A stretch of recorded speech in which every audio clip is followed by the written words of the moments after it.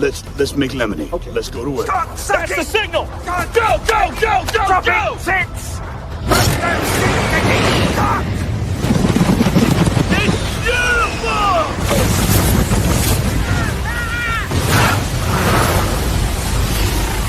Mother Nature just pissed her pants, dude! Start your day with a jolt of energy and no-holds-barred opinions. This is The Rush, where Travis Justice and Ross Peterson bring you bold, unfiltered, and uncensored takes on sports, life, and everything in between.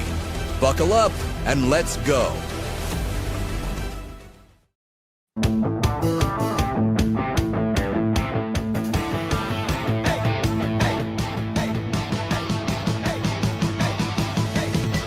Happy Monday, everybody. Welcome to the Rush Radio Show, powered by our good friends at Willis Automotive. Hope you had a fantastic weekend. The fair is wrapped up. And if you're listening on the audio stream this morning at therushradio.com or on the Rush Radio Android app or the TuneIn app, thank you so much for dialing us in this morning. Also, you can watch us on YouTube. A lot of people already watching us on YouTube. You can hit that subscribe button, like this video, and, of course, start leaving your comments in the comment section. And as always, you can find us on our social media channels, X, Facebook, and Instagram. Ross Peterson, we're in light blue today. We're Tar Heel blue today. My shirt's purple. Yours is purple? It looks blue to me. It does, and it doesn't it? I just noticed that. Yeah, this is a purple shirt, so it's all right. Yeah, we look good. Are you golfing today? I'm not. Nope, I'm real estating today, and then got yeah, Courtney has to have a rough day today. Poor lady, man, she's going through a lot of changes, Trav. She's living a lot of life right now. A lot of life. Just dropped off her second twin daughter at college. So her for the first time, dropped off a kid on Thursday. For the second time, dropped off a kid on Sunday. And today she has to take her boxer in to put down her dog. Oh, that's probably the hardest of the three. Believe it or not, putting down the dog's probably the hardest thing of the three. But you know what? Here's what I say about putting down a dog, is that when you know it's time, and I learned this from my previous dog, Charlie, which was just a cockapoo Shih Tzu, right? And he was the family dog from when the kids were really, really young. He lived about 11, 12 years. Just a tiny little thing, but a cute little thing. And, you know, we held on. He got cancer, but we're like, no, we can keep him alive. And it got worse and worse and worse. Before the end of it was like a scene at a pet cemetery. You know how the pets came back? You're like, we should have never done this whatsoever. So when you know it's time, it's the most humane thing to do is sometimes the hardest thing to do. And to go, you know what? It's time. I'm going to go put the old dog down. That's it's a hard decision, but it's the right one, and you know it, right? Like when we were in Italy, when Hank, our old Great Pyrenees, passed away, they were like, "Well, we can keep it alive for 2 weeks till you get back." I'm like, "No, why? Put it down." You know? Yeah, I'm with you. So that's this has been coming, right? I mean, you know, about a month ago, we sat down, and I was like, "Whoa." Whoa, you got a lot of life coming at you. Like there's a train coming. Oh, so we'll go through that this afternoon. So I'm curious, what was the better move-in experience, Kansas or Omaha? Because I'm sure they were all uniquely different in a way. They were unique. Completely different, Travis. So down at KU, it was like this regimented military type operation. They grabbed you from the minute you pulled into Lawrence. They had signs up this way, that way, this way, that way. Go here. You were in a funnel and like a cattle chute for like 3 miles. You know what I mean? Moving toward, and then when you got there, they put you in a line. They said, you're going to pull up, you're going to unload, you're going to get out of here. Yesterday was a little bit more relaxed. I mean, it was, we pulled up, I was able to pull up, unload in minutes and get out of there and get into a bigger parking lot. So, you know, in the loading, unloading thing wasn't difficult. Big room. So she had plenty of room for everybody in there to put stuff together and all that. They were both unique. I don't know which one was better. That's hard. I would say this. The UNO police department. Because you called me, you're like, "Hey, the Omaha Police Department." I'm like, Step "Are you game up, Omaha boys?" Police? Step your game up. But they were not Omaha police. They were University of Nebraska, Omaha, the university police. If cops on busy days, like at the fair, when the cops are directing traffic down there, right? First of all, it's a very dangerous job. I understand that. You've got cars flying by. In fact, we've had officers get hit and killed down there. But it's also really, really important. When they're not out there, it's a cluster. The lights can't manage that volume of traffic. That's why the cops are necessary for that, right? Well, the same thing, they do the same thing here for UNO. They bring out the university cops to man the intersections. But there was not a single cop manning an intersection. There were cop cars with lights on and officers. They were very nice. I asked some of them for stuff. They were very, very polite, but they weren't directing traffic. That was my call. And I'm like, these dudes should probably get out of the car. I get it. It's 93 degrees. And I did notice that I could beat every one of these guys in a foot race. You're like, if I need to get into a sprint, we're good to go. I got these dudes. Everybody on campus is like, well, if we get caught drinking, we're gonna outrun every one of these guys. We're gonna make it just fine. So it was fun. Again, man, I never did the college experience. So it all seems so cool to me, and like such a fun experience, but also the weight of it. Like, you know, I'm one of those assholes at a wedding that's like 50% chance it doesn't work. I'm also walking around the dorm like, there's some classic flameouts coming here in the next couple of months in this place. You just never know who, and it's probably the least expected who's going to flame out, right? You're like, I mean, because it's an adjustment. And right now it's all hunky dory. Everybody's happy, a new start on life. But then the reality of the situation sets in. You're living on your own. Where she's living is kind of a nice area. There's a lot of parties that go on down there. I walked around that area a little bit because we had a little bit of time yesterday afternoon. That's a really cool area. So Ross called me. Now's the time. We didn't get a hookup yesterday because he was busy and he got into town a little bit late. But I tried to give him some advice on where to go to eat. He ended up not taking that advice. It wasn't you. It was right. I didn't even have it. In fact, I didn't even have an input. It was that decision was made well beyond. Yeah, I was there to lift boxes. I'm going to tell you that my wife made a huge dinner for you guys. So, you know, because I didn't want to twist your arm. I didn't want to, because I knew you were going to be busy. I knew you were getting out to a late start, but we made homemade pasta yesterday. We roasted a chicken. We did all this stuff. We were waiting for you, and we're like, oh, okay. Well, we got leftovers for the rest of the week, which is good. Don't feel bad. I don't at all. I don't at all. Damn it. I do. I feel really bad. Here's what I feel worse about. I know that Courtney is listening to this, and she's gonna feel way worse. She's like right now, like, oh my God. Sorry. Question for you, and this is we don't have to name the establishment. Did you like the place where you went to dinner, the Mexican place? It wasn't my favorite. Yeah, wasn't my favorite. Yeah, but you know, again, I think it was just more about getting something close and that everybody could go to and enjoy. And it was a neat little spot. It was a cool little place. Yeah. So, and easy. I mean, you took a left out of Exarban Village, right there, got on the interstate right at 60th Exactly. Street. You got it right, buddy. Got it. So dude, as usual, I like Omaha, and I was impressed with Omaha as I walked around that area. I'm like, this is going to be a good little spot. So nice campus. I did, like Tyler wrote, the UNO police, you know, the University of Nebraska, Omaha police. That is one of the funny things. Like, I was at Courtney's house yesterday helping him pack up stuff, and there's a note on the table, and it says, to all UNO families. And that's funny. That's funny because there is a part there. It makes me, I'm an 80s kid. UNO. I think of the game. Yeah. I got to hang out at the State Fair on Saturday, had a great time at JR South Fork Ranch, and we do want to thank Brooks Reynolds and JR South Fork Ranch for supporting the Rush Radio Show, letting us do our show there 2 Fridays ago, I guess it was.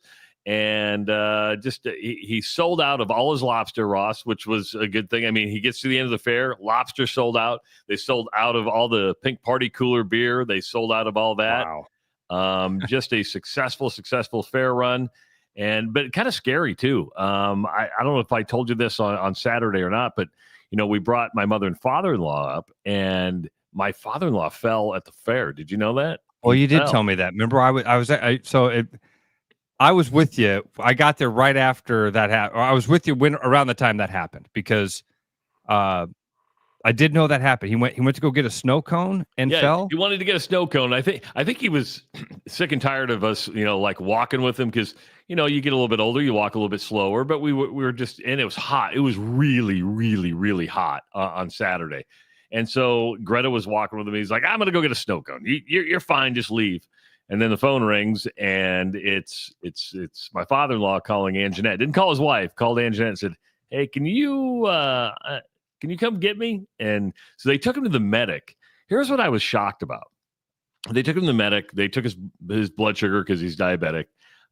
Took his vitals, did all that stuff. And says, "Can we get him some water?"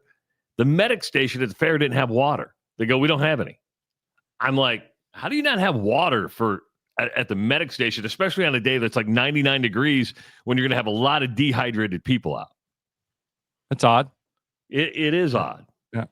But they were great, took care of them, and a lot of fun. I do want to thank our good buddy Josh Dreyer from Willis Automotive, who came out and watched my son perform for a little bit. I missed Josh. Very cool. Yeah, Josh was there, came out. I'm like, shouldn't you be selling cars today? And he doesn't sell cars. Did he say that? He's like, no. Though he did start as like a leasing and sales consultant. I did not know that until I was going because a lot of our listeners wouldn't know Josh. He's not on any of the commercials that show up. He's one of he's their marketing guy. He is. When you see that Willis is very careful with their brand, sponsoring the opera, sponsoring the I still want to call it the Civic Center, the Des Moines Performing Arts Center, and the Broadway series there, sponsoring such high class operations as The Rush with Travis and Ross. They're very selective, and it's Josh that is that selective voice. So, thanks. That's very cool that he showed up. I like that. And then I got to hang out with your buddy and my buddy Bill Blank a little bit on Saturday, and did a fair show. His nightly, and then he did they did one Sunday night, so I didn't get a chance to see that. But every night, Bill and Steph from MoRub, I call her Steph from MoRub. She's from 1,000 things. But they did a nightly, like, I don't know really how to phrase it. Travis, a Johnny Carson-esque type of thing, whatever you call those. They're not variety shows. They're talk shows. They're not talk shows. I would say talk show. Talk show? Okay. Yeah. All right. Bill sat down as a host. He had a co-host, and then he would bring up guests. Travis was the Saturday night. You usually save the biggest guest for that Saturday night. Well, you know what Bill's going to miss most about the fair? Because, Bill went into this thing, kind of anti-fair. And I think he has a little bit better feeling about the fair after it. What he's going to miss is getting dressed every day by JJ. I mean, the truth is, Bill was styling and profiling, and he's going to miss getting dressed and getting really nice clothes on a daily basis. Bill Blank dressed up at the state fair. Bill Blank dressed up at the state fair. This is like when they shot a dog into outer space. You know what I mean? It's essentially that. They took that homeless dog in Russia and they strapped him to a rocket and shot him into outer space. That's basically what happened here. They took Bill in his Pierre Pierce jersey, wearing his 1999 Hawkeyes jersey, and they dolled him up and they made him the host of a fair show. I love it, man. I love it. It's a true rags. It's a rags to riches story. It really is. The day I was with him, he was wearing a fedora, had this wonderful shirt on. I was like, damn, I'd wear that shirt. Confidence just pouring out of the guy. Like, damn, dude, maybe try this as the new look. And he was like, hey, he goes to JJ, who is a stylist, and he goes, I'm just going to take these with me tonight. I'm on the stage at the Funny Bone. So I'm going to go on stage in this, which was a smart move because best he's ever looked on stage. People will go, man, who is this guy? Bring him back. Looking the part is half of it. Yeah. He was beaming of confidence. That's what I love about him. That's what I love about him. Coming up at 7:30 this morning on the Rush Radio Show, Hawkeye Elvis is going to be joining us. And I don't know if you saw this over the weekend, but he announced his retirement, Ross. The character known as Hawkeye Elvis is going to be retiring. Gregory Suckow was his name in real life. Most people will know him as Hawkeye Elvis. But, you think of a lot of things when you watch Hawkeye basketball, Hawkeye football games. Not affiliated with the university at all. He started this character in 2009. Some people loved him. Some people probably didn't. But at the end of the day, you can't question a man's fandom when it came to that. And it was kind of a cool character. I mean, he had really cool jumpsuits. But going to retire, and he's going to be joining us at 7:30, which I was actually impressed. He lives in Los Angeles. I don't know if you knew that. He lives in Los Angeles. So he's going to get on at like 5:30 in the morning LA time to have a little conversation with us. I've seen some interviews with him, and I've read some articles that is it Greg? Greg, yeah, okay? Gregory. Okay. Gregory, okay. Well, it's funny because I addressed him as Greg in my email yesterday, but he sent me his email and it's Gregory, and then in the article it was Gregory. So I'm like, okay, I better call him. We'll go with Gregory. Yeah. And I'm with you. I'm one of those guys. When I first saw it, I was like, not for me. Cool. Guy wears then once you know a little bit about it, know about him, I'm with you. It didn't take me long to come around to that thing of like, this is just a guy that loves the Hawkeyes. He loves the Hawks. And he wants it to be a memorable experience. And it, by the way, is a memorable experience. You see people all the time posting pictures with Hawkeye Elvis. Almost every Hawkeye game that's on TV, at some point they find Hawkeye Elvis. They'll talk about it. Hey, he's been a part of the program here. It's a cool thing. He is an interesting guy, and I'm excited to talk to him because fun way to explore your fandom, I think. Well, 100%. One thing I didn't know about him as I read his retirement letter is that, for years he drove down from Minneapolis. I always thought he was an Iowa City guy, right? And I don't know why I thought that. I just assumed he was an Iowa City guy because you always saw him in Iowa City. The only time you ever saw him was in Iowa City. Yeah. And then, you're like, oh, you drove all those years from Minneapolis. Then you moved to California and you were still coming in from California. That's not a cheap endeavor to get on a plane. Can you imagine going through TSA? What is that in your bag, sir? Well, that's a jumpsuit and a wig. Dude, TSA doesn't bat an eye at that. That is not, that's 9 a.m. on a Tuesday. Elvis costume? Going to Vegas? No, I'm going to Iowa City. Perfect. All right, come on through. And his mom made all the jumpsuits, which is actually pretty cool. Yeah, because the guy in front of you, you're not going to believe what we found inside him. What he had on him. Again, 7:30, Hawkeye Elvis is going to be joining us. That's a good question for him. I wonder if he ever has had if they've ever been like, what do you do? All right, go ahead. Sorry, change subject. No, did they just open your bag and go, are you going to an Elvis convention? What are you doing here? Or has somebody ever go, oh, are you Hawkeye Elvis?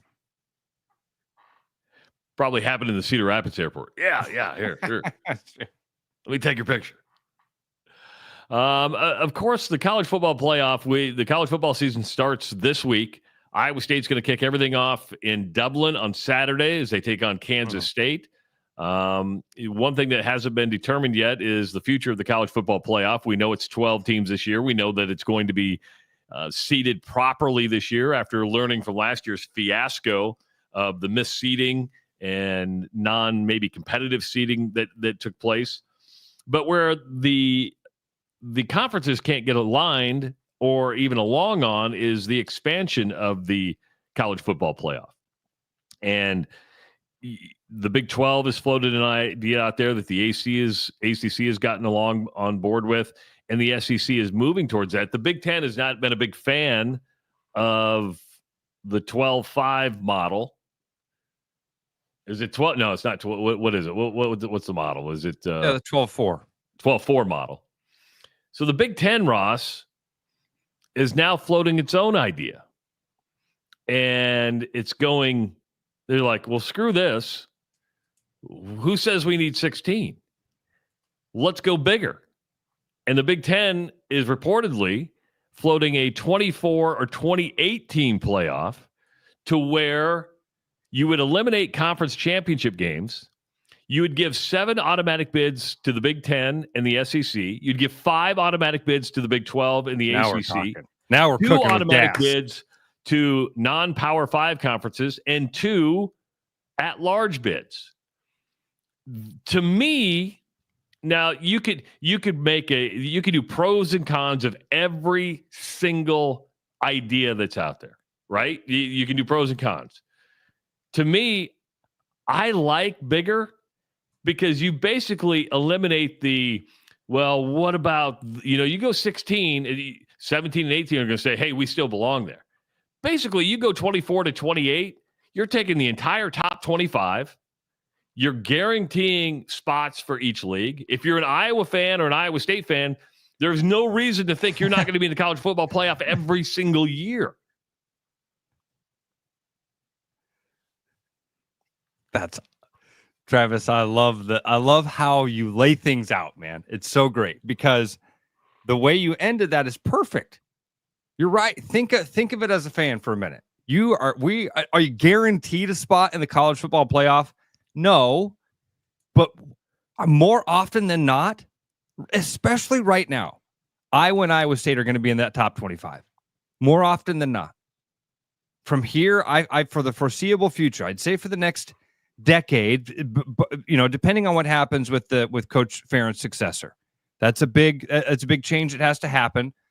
But Iowa and Iowa State are both in positions that they should be in that conversation going forward. That's really cool. And then we're college football playoff teams every year, right? Or are we? Because what we really did was just watered down what it means to be in. Now I get it. It worked. It absolutely what you want to do is sell the hope. What you want to do is have the hope for teams. And what you just laid out is everybody goes, oh my God, we have hope. We have hope that we're going to be a college football playoff team. Okay, so now you can call yourself, because it used to mean something to say we were bowl eligible. It used to mean something to say that it was a January 1st bowl. It used to mean, and then and it took a long time, by the way. Even when crappy bowls all of a sudden became, when teams we had sub 500 teams that would play in bowl games. We had bowl games happening after the national championship, but it was still meant something. Until enough people looked around and went, this isn't the ship of Theseus. What are we doing? Why are we calling January 1st bowl games special when not all the January bowl games are special? Why are we calling making a bowl season special when you can have a crappy season and get to a bowl? And it will work. It will work for a decade. We will all be excited about the fact that our teams are college football playoff teams. Until about a decade in, we'll all kind of wake up and go, oh yeah, it used to mean something. You used to have to be in the top 4 to get in the college football playoff. Now you have to be hard. Now you can be 8-4. You can be 8-4 with the right schedule. So here's the other thing that's happening here. Are we going to have what are they throwing out here? A 20, either 24 or 28 team playoff. Okay. I've talked about this a few times. This is that Overton window thing. There's an acceptable range of conversation. With any topic, there's an acceptable range of conversation that people have. And this is what has to happen is somebody's got to lob a grenade way out here, outside of that parameter. They got to lob a grenade and say, "Hey, what if we had that conversation?" So we went from having this is the grenade. What I'm saying is, you throw something like this out there, it slides that window. And now all of a sudden, if we're talking about an 18, you see what I'm saying here, Travis? Yeah. Then everything seems a lot more reasonable. They were talking about 24. Well, we're not talking about 16 anymore. We're not talking about 18. I think that's part of what's happening here is the Big Ten's like, all right, let's change this conversation. Let's move this thing a whole different direction. Let's really blow the top off this bad boy. What are your feelings about it? I like it. I like it. I think, but I think, Travis, what it is it's in my thought of it is it's a bit of a rebranding of the current system. A restructuring is fair because you'd be eliminating teams, but essentially, Travis, a lot of the conference championship games are kind of those first round. That's how, I mean, a lot of times. You can look at it that way, 100%. What I'm saying, that's why I say it is definitely restructuring, but it's kind of a rebranding of that. You're going to allow those teams in. I like that idea. What I like about this, and again, there are pros and cons. Would it be perfect? No system is perfect. Dude, we've tried 5. How many systems have you had in your lifetime? Well, I had the 5. I've had the AP UPI poll. Then I had the AP, coaches poll. Then I had the BCS, and then we went to the playoff, and then we went to the 12-team playoff. So you go 4 or 5, yeah. Or the Bowl Alliance, I think was one of them.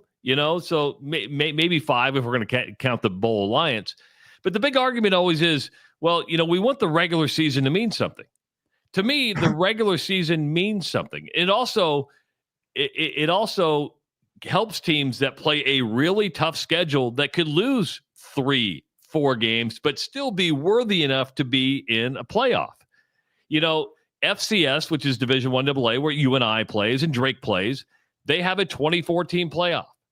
Division II has a 32-team playoff. And to me, I look at 16 and go, okay, it's not going to change some of the angst that comes with teams 17 and 18. Here, you can kind of go, if you go 28, you've got the entire top 25. Listen, it's always going to be, it's just moving the cheese. That's true. There is no number that you can say where people aren't going to go, well, what about number 140, 151? You only let the top 150 in? You guys aren't even considering that 7th place team from the Valley. That's disrespectful. Those kids have put in the time. Like the argument's always there. So there has to be a line. There has to be a line of this is where it is. And this is why it is. And I think that I agree. Expanding it from 4, a great idea. Maybe expanding it from 16 is a great idea. Maybe expanding it to 32, something like that. Again, I always loved Coach Farley. We should reach out to Coach Farley, see how he's doing. Have you? Okay. He hasn't returned my text, so I'm sorry to hear that. Okay, I don't know if he had like a university-owned cell phone, so that cell phone may not even be operable anymore. I sent a text, but somebody was like, "Who the hell is this?" Some biology professor is like, "Who is this?" I think that's spam. Because he said a long time ago, Coach Farley said to us a long time ago, why are we reinventing the wheel? Why everybody stands around like, we got to figure this thing out. FCS does it. Look around. The FCS does it. NAIA has had a long running football tournament. Well, but that's different. Why? It's college kids. It's football stadiums. Is it on a bigger scale? Yeah, but they have all of those systems in place to be able to do it. It's not. There's always been these other reasons. And Travis, when the Big Ten proposes this, explain to me, because this always is confusing to me about who controls this. Doing this, wouldn't it hurt some of these conferences that have this big conference championship game that's a big money maker for those teams? Or would this also, would that envelop into this system? Like, I think when the new TV deal kicks into place and you had a 2018, you would try to make up the revenue at that point, knowing that if you're the Big Ten or the SEC, you get 7 teams into the playoff. That's 7 games that are going to be on TV as opposed to just 1 game, and maybe 3, possibly 4 teams in the playoff. They're looking at a long game, adding more value to media partners by getting rid of a conference championship game to say, hey, let's just dive right into the playoffs. And if you wanted to, those first couple rounds could be against your own conference opponents, right? You could, hey, you know what? Big Ten's going to play the Big Ten. The SEC is going to play the SEC, unless you're like one of the top teams that they get to buy. Again, it's not perfect. I think that actually, I wonder if they wouldn't even set it up the other way, that you don't play a conference opponent that first round. And that could be too. But could you imagine, an SEC and a Big Ten team squaring off in the first round? That'd be great. Yeah. Skinner brings up a good point on this also. This might not be, this isn't just the Big Ten and SEC that are going to make this decision. Media partners will be involved with this. Meaning they'll call and say, hey, what would you guys think about a 32-team playoff? ESPN, you start running the numbers on what you'd pay us if we did a 32-team playoff. And then they can go to these conferences and say, all right, here's the money. I mean, again, we're all smart enough to know what's happening here. This is smoke. There's already a fire. It will happen. Alex asks the right question. When would this begin then, Travis? What is the Big Ten have a proposed date? It could start as early as 2026 because next year. There was talk about going to 16 this year. They just couldn't work out the logistics. This could start as early as 2026. And the people who'd make the decision would probably not change. It would still be the College Football Playoff Committee. They would come up with their top 25. Those 25 would most likely be in the playoff. And then you would have 3 others if you went to 28. I like the 28. At this point, Mike Leach, God rest his soul, at one point had a plan for everybody made the playoff. 64-team playoff or something like that. Everybody's in. Here's how we're going to do this. And he broke it down into weeks and how long it would take. And we wouldn't have that long gap either. It was when Leach released that tirade that we asked Coach Farley about it, and he was like, yeah, Coach Leach is pretty close to what should happen here, and it's real easy. It happens at every other level. Division I's the only one that does this limited system. Hold on to that thought. We're going to take a break. We're going to come back, continue the conversation. What a 24, 2018 meet for? We kind of hit on it. Expectations. If you're in Iowa and Iowa State, because those expectations change dramatically when you change a format like this. Bus has the greatest line of all. 24, 28.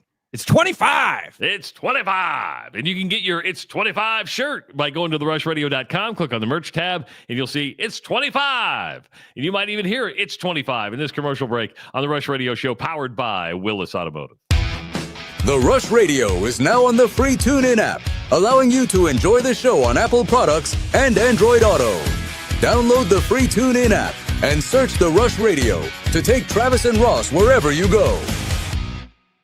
Your house wasn't built for bats, birds, or raccoons, but try telling them that. At Bats and Bugs Pest Solutions, we've been helping Iowans take back their homes for over 20 years. We use cost-effective, eco-friendly methods to solve wildlife and pest problems the right way. Whether it's bats in your attic, birds in the vent, raccoons in your chimney, or moles in your yard, we have long-term solutions. Call Bats and Bugs Pest Solutions today at 515-218-3400, and let's make sure your home doesn't become their home.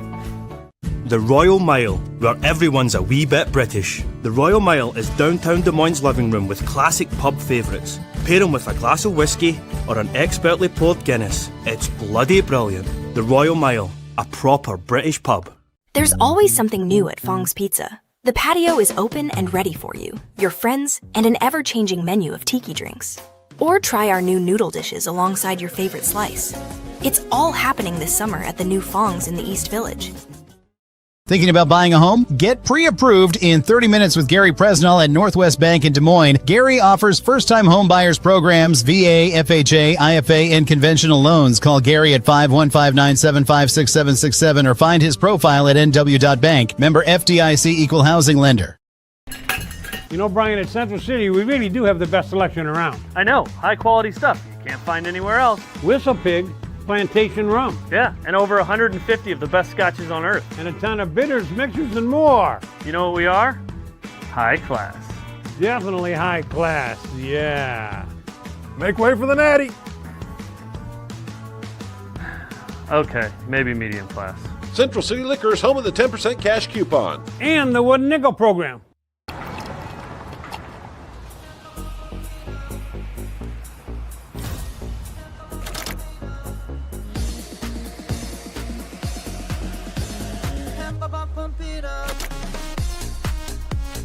A fuel choice that even rivals can agree on? Now that's worth the hype. Cheaper, cleaner, and homegrown. Pump it up with Unleaded 88.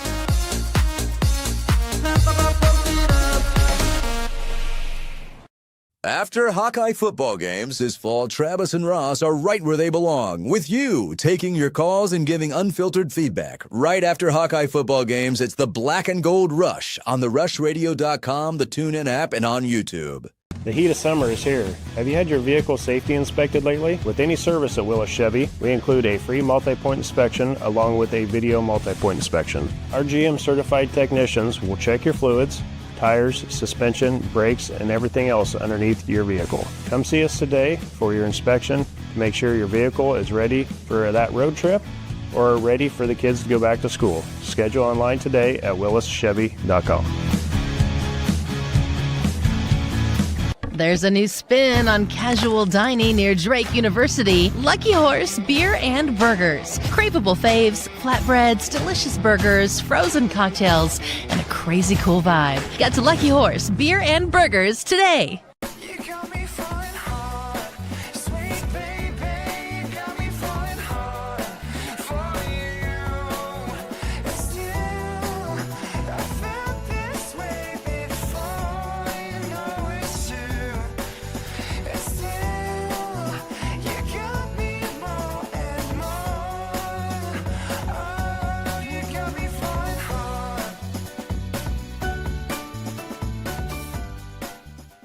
The best bread is made from scratch, freshly baked with locally sourced ingredients and love. At Big Sky Bakery, we take great pride in our delicious products. We know you'll enjoy them almost as much as we enjoy baking them. Find us at the downtown Des Moines Farmers Market every Saturday.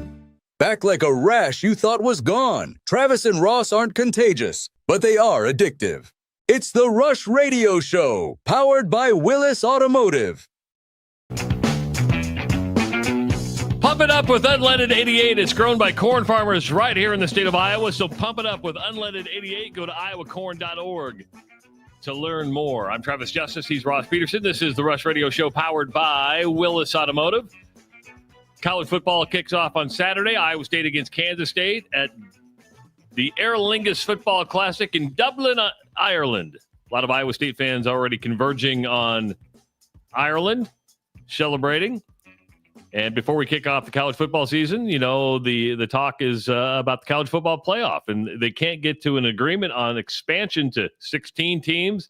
The Big Ten is floating an idea of 24, 28 teams. And we spent a lot of the first segment talking about that. We'll continue it. But I want to read this from James, who says, you know, if you go to 24, 28, then comes the problem of more athletes sitting out to avoid injury before the draft. Already happens. Wouldn't it just get worse? Does it even matter? I don't think it gets worse because you don't see players, Ross, sitting out when they were in a 4-team or even a 12-team playoff. And if you still have something to play for, if you think there is a shot at a national title, most likely you are going to continue to play. James, what if I think this is a twofold attack against exactly what you're afraid of there, James, because they want these players to stick around and they want them to play, and the games only matter if you got the superstars out there, as we've seen.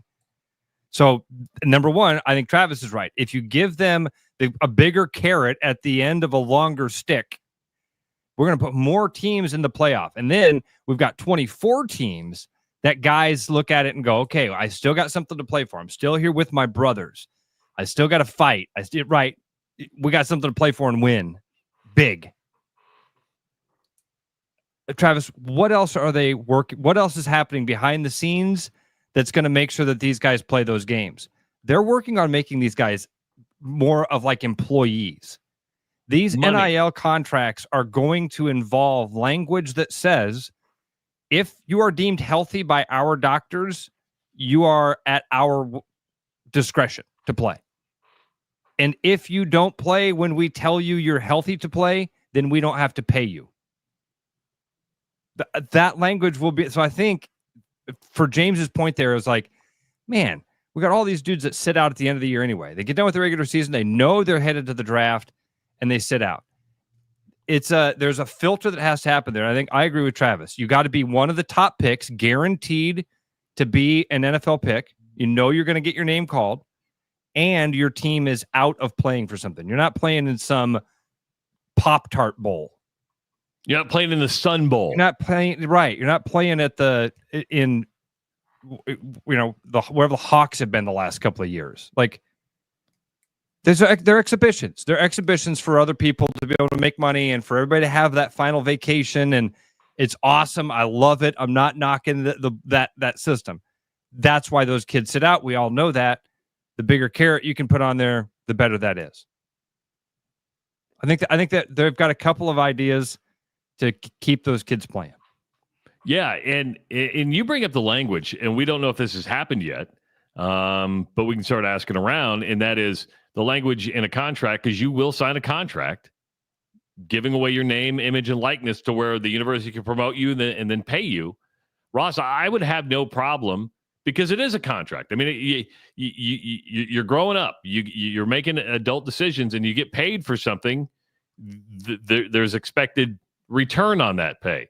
And that is, and I think a contract should say, if you make the college football playoff, you are obligated, if you are deemed healthy enough, to play in the college football playoff and represent your school. If you don't make the college football playoff and you want to protect yourself for the NFL draft, I'm perfectly okay for that. Totally fine. I think, and I maybe that language will be in there, but I doubt it. I mean, that'd have to be really specific language about where you're projected, who's projecting you. I don't know. I will see. We're going to find out. I know that. Yeah, expectations are always high for coaches. I mean, you have to win or be consistent to be able to keep your job. You know, when it was a 14 playoff, making the playoff was a very, very hard thing to do. You needed a lot of work. You needed to go undefeated or no more than one loss. You needed luck. You did. Because every year there was a team that was like, wait, what about us? So you had to have a lot of chips fall your way to do that. You expand to 12, you open it a little bit, but it still takes some luck. You still got to, win 9 games minimum to get into the playoff. You go to 28. Let's just assume the number is 28. That changes. The expectations are always, when you start the season, are high for every team. But I think a lot of people have that, well, let's use it. We're Iowa State. Yeah. If it happens, it happens. If not, as long as we win 8-9 games, we're good to go. We can go to the Capital One Bowl. But if you implement this system, that change, not just for Matt Campbell, not just for Kirk Ferentz or whoever takes his place when he's done, across the board in the SEC, across the board in the Big Ten, even if 5 automatic qualifiers got it into the Big 12, the expectations for those coaches changes dramatically with this point. That's a great point. For every coach, like yes. Even, I mean, Travis, as you said that, I mean, even the Northwesterns of the world, Purdue could look around and go, it doesn't take much now. We don't have to turn this thing around to where we can beat Ohio State. We just got to turn this thing around where we can beat Indiana.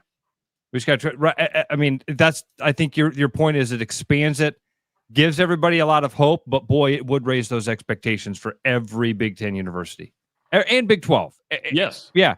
Because right now, there's almost this thing that's being built in of like the Big 12 is getting the shaft. Let's just say what it is. The Big 12 is getting the shaft. They're not getting the respect they deserve in this football conversation. And I do think that this would help that. Would it? Yes, it would. Yes, it would. I've never been a big fan of the automatic qualifiers. I'm like, you got to play yourself in. But if you go to 28 teams, you're talking 7 from the Big Ten. You're talking 7 from the SEC, 5 from the Big 12, 5 from the ACC. To me, at the end of the day, you're pretty much taking care of everybody anyway. I'm assuming that when you looked at the top 25 or top 28 at the end of the year, you're going to have 7 from the Big Ten. You're going to have 7 from the SEC. You're most likely going to have 5 from the Big 12 and 5 from the ACC. I think if you're going to have automatic bids, then you go more, not less teams. It's an interesting. This is what we call negotiation. Yeah, this is a classic negotiation tactic that the Big Ten is offering because they don't like the current model that the SEC and Big 12 and ACC are throwing out there, and they're like, okay, we want such and such, so we're going to counter by going with more, knowing that most fans, you'll have some fans go, well, we don't need more, but most fans go, oh, we have a shot now. We could be one of those teams. Okay. I mean, I think I was excited for it, Ross, It because is. as soon as I saw it, I was like, Iowa can be in the playoff. And that's what they want. I mean, it's always us versus them. That's what the hope is that people will see it and go, oh man, my team has a shot. I'm just trying to say, you're right. It would. It works. It works. But it's just watering it down. It's just watering it down.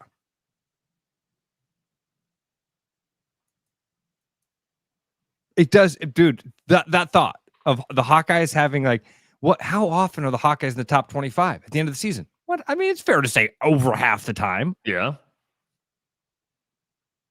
Mike says watering what down? Mike, what I mean is they're watering down what it means to be a playoff team. Just like they watered down what it meant to be a bowl team. Just like they watered down what it meant to be a January bowl game. And it would be great. Again, I want to be really clear here. I'm not riding the fence. I'm just telling you my cynical brain opinion of, yeah, very cool. The Hawkeyes have a chance of being a bowl team on a 50% chance or more, or a playoff team. Holy cow. Holy cow. Go back to 1990 and say, hey, the Hawkeyes are a playoff team. Oh my gosh. They're what? Well, and you don't even the top 2 teams in the country. Oh no. And if we want to use college basketball, it's apples to oranges. I get that, but I remember when it was a 48 team tournament before they went to 64. NCAA basketball tournament. Right. Did going to 64 water it down? No. We don't even call the play-in games tournament games. We don't even. So is that watered down? You're damn right. That's watered down. That's all I'm trying to say. I'm not trying to poo-poo it. I'm just trying to be realistic with you. I'm just trying to be real. That expanding it to 24 is a lot like saying, all right, now we're going to have 68 teams in the playoff. But we'll put these first 4, we'll do this thing so it doesn't quite. And then you got people that go, well, that's not the tournament. You're not a tournament team. You got to play your way in to be a tournament team. That's all I'm trying to get at, is that once you expand it, that you are watering it down. And you do water down a little bit of what that means. Because again, for the Hawkeyes to be a playoff team, they've got to win the Big Ten. They got to win the Big Ten or be right there, right? You're talking you better be playing in the conference championship game and sitting there with 2 losses. If they expand to this, you can go 8-4 and make the playoff. That's all I'm saying. That's all I'm saying. Mike Leach did want that, and I love Mike Leach, and I want this as well. I want this as well. 2 things can be true at the same time. It can be watered down, and we could want it and go, okay, I'm fine with it being watered down. Hawkeyes would have a chance. That's the way the Hawkeyes have a chance of being there. Yes. So Cyclones have a chance of being there. That's what makes it interesting. I guess I look at it this way. they started with 4. They've expanded to 12. Now they threw out the 16 model. And I think somebody earlier said, hey, you know what? They're going to go to 20 sooner or later anyway. And I look at this as the long range. You know, the NCAA basketball tournament was what, 48, went to 64, went to 68. Now thinking about going to 72 or 76.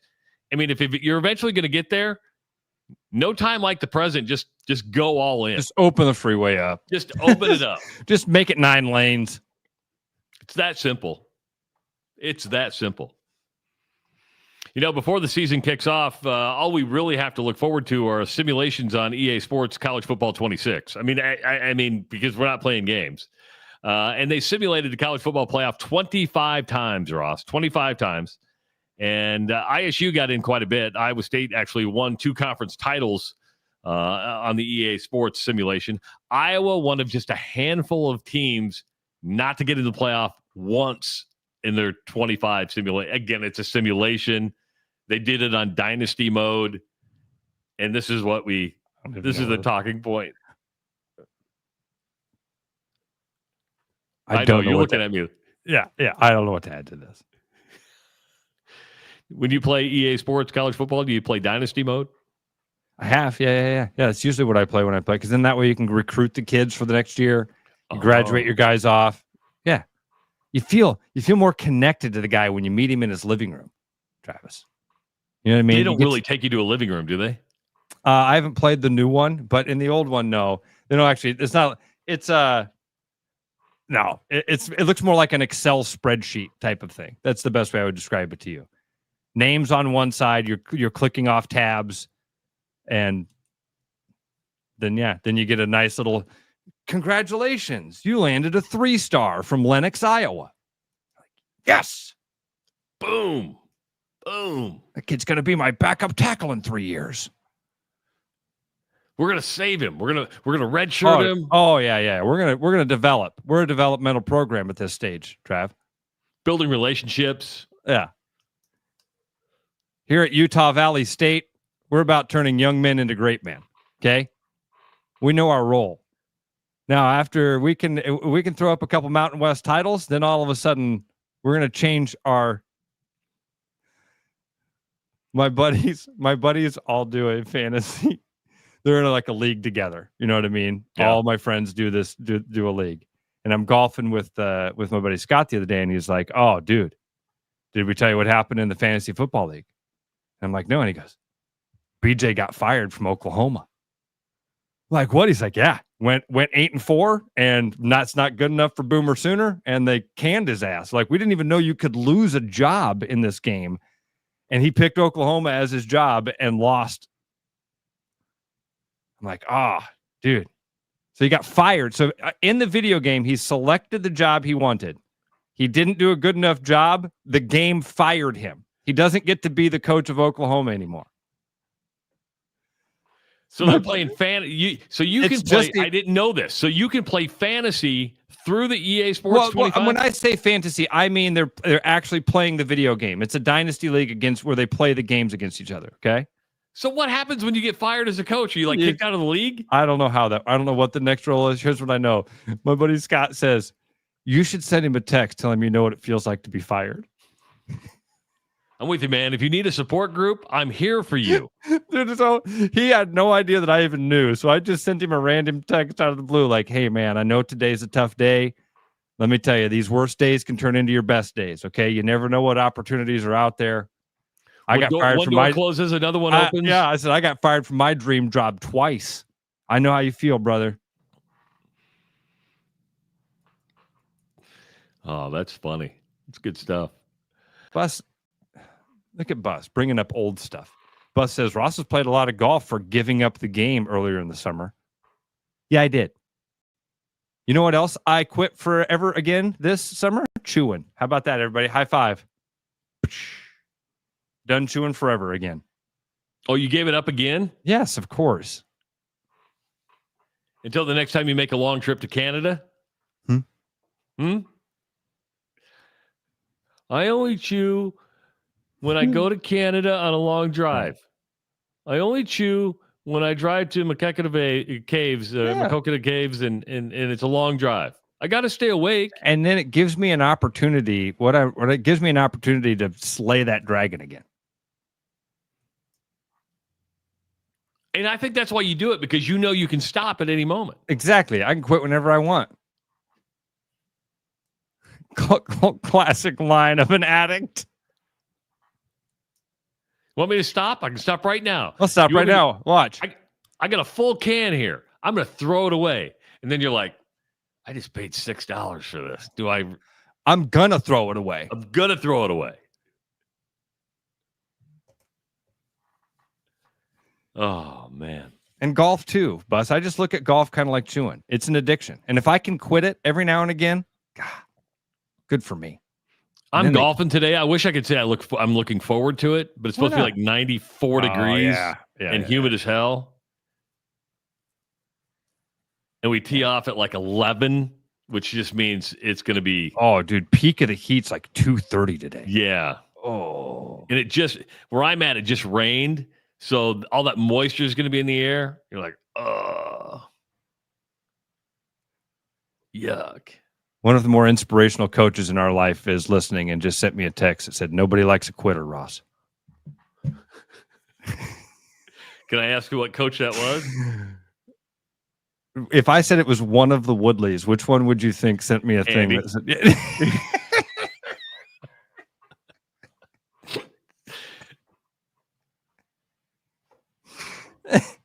I take it I was right.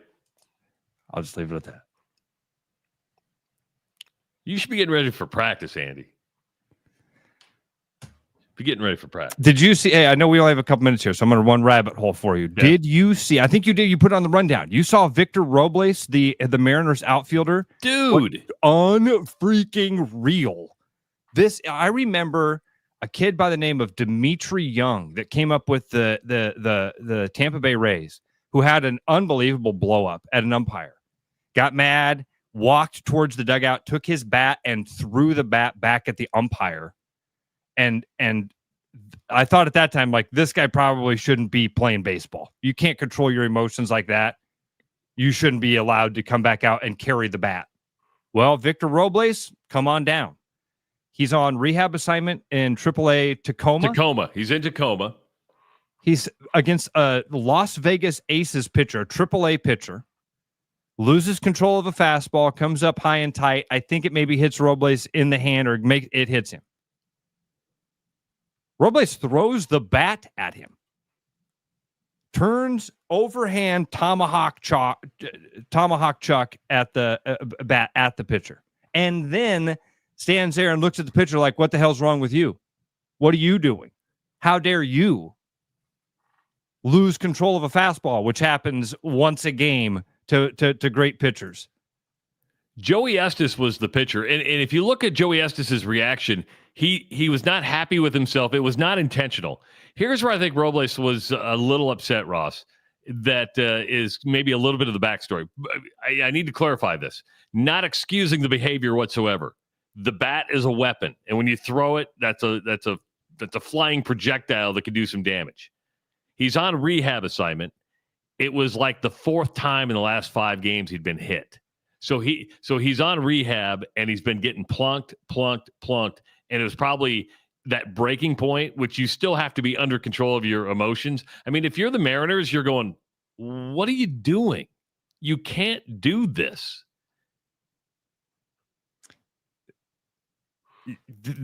All of those things can be true. He's been hit several times. He's super frustrated. This sucks. You hit on when Estes, as soon as Estes plunks him, you get that reaction from him of like, no, he spins towards center field. He throws his hands up. He does not hit him and stare at him like, did it. Yeah, he didn't stare him down going, yeah, don't go inside on me. Ball hits him and he's instantly turns like, no, I didn't want to do that. And then he turns around and Victor Robles is getting ready to chuck a bat at him. And Victor Robles came out afterwards and had the PR thing. Boy, listen, I'm really sorry. Which it might be true, but you see it so often. I just see it as a PR release. PR release. Wait, that's redundant. As a public release statement. Yeah. PR statement. Yeah. It's a tactic. I just see it as words and tactics. There you go. Thanks, Travis. Sometimes I don't speak so good.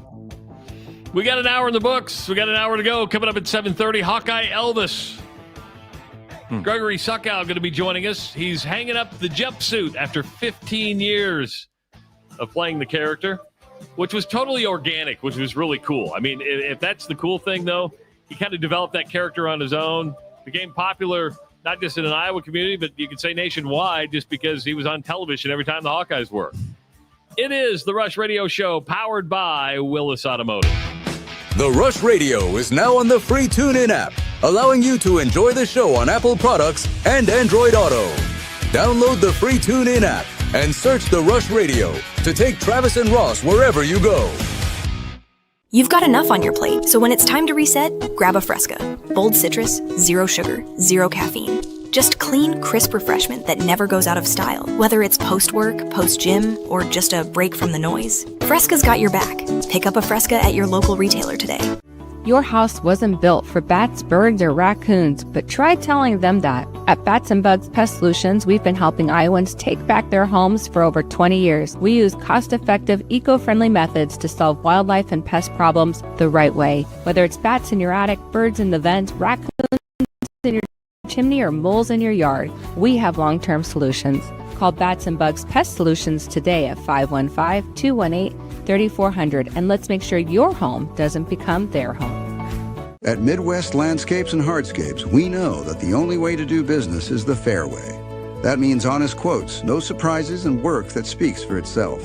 From the first sketch to the final sweep, we keep you in the loop because communication builds trust, and trust builds beautiful spaces. Midwest Landscapes and Hardscapes, fair, skilled, thorough. Just the way it should be.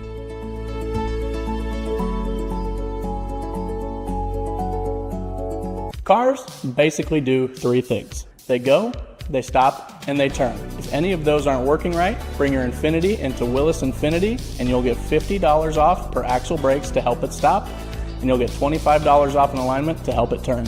Then you can go with peace of mind. Give us a call or visit us online at willisinfinity.com to schedule your appointment today.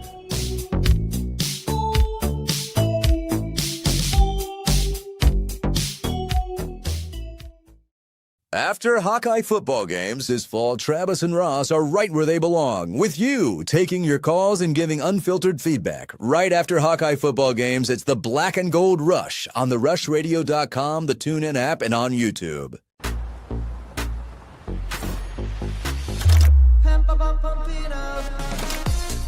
A fuel choice that even rivals can agree on? Now that's worth the hype. Pump it up with unleaded 88.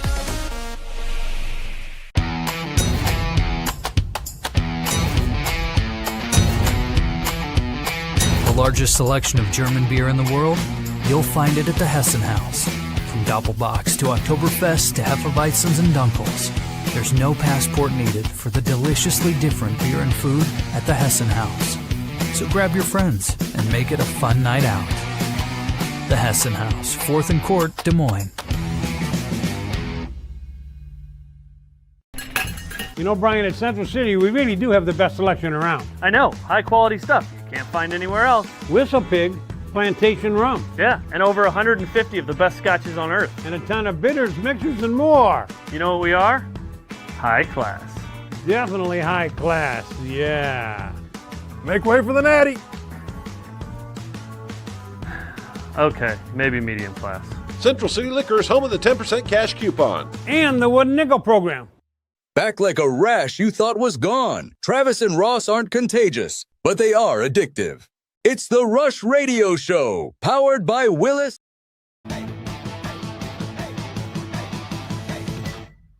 Hour number 2 of the Rush Radio Show, powered by Willis Automotive. Happy Monday, everybody.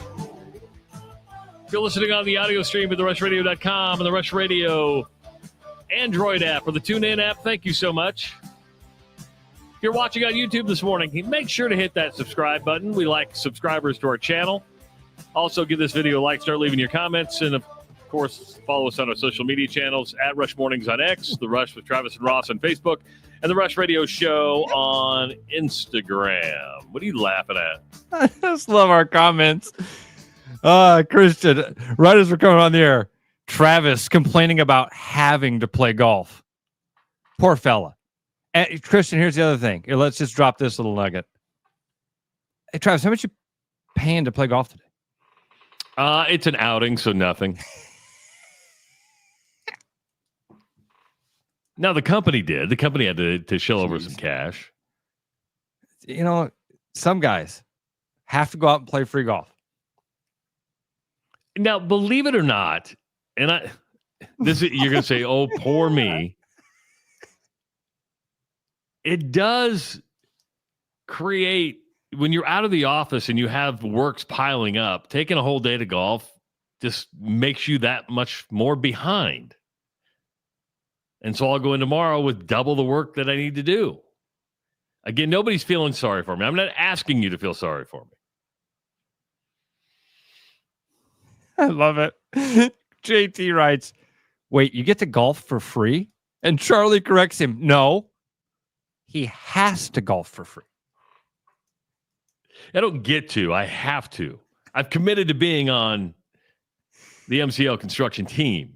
I saw some MCL signs around the UNO campus yesterday, Trav. You did? Absolutely.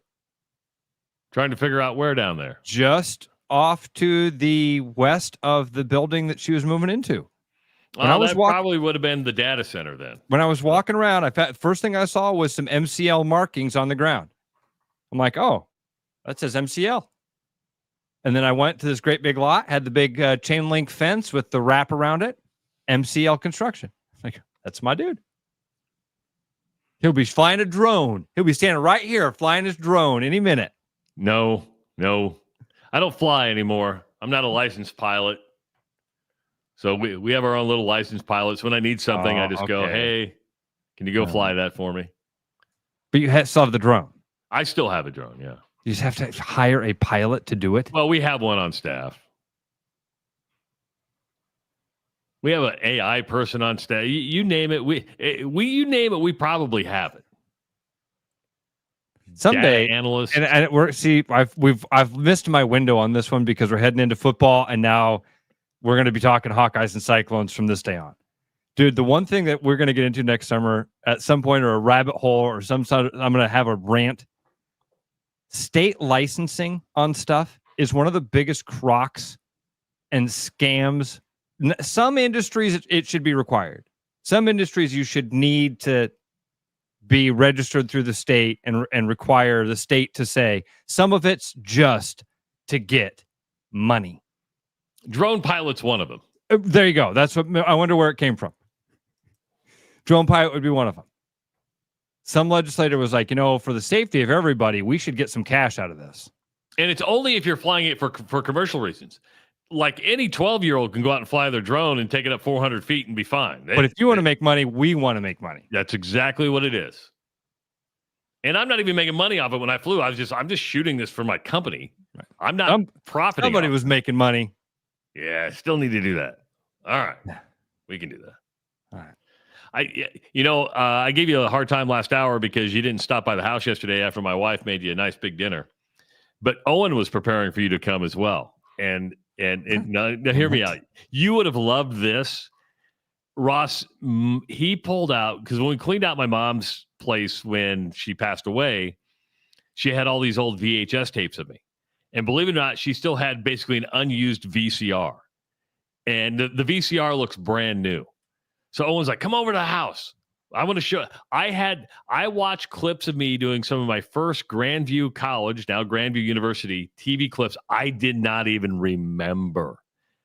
I mean, it was a flashback to 1991.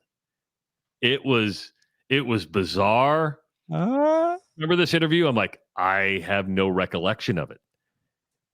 And then I forgot we had I was the promotions director for FM 88, which is the campus radio station that KDPS. Yeah. And just went away, by the way. Did you know that? I think it just went away. I shouldn't say it. Really? I shouldn't have said. I thought it did. Maybe I'm crazy. Anyway, so go ahead. KDPS 88.1. Yeah.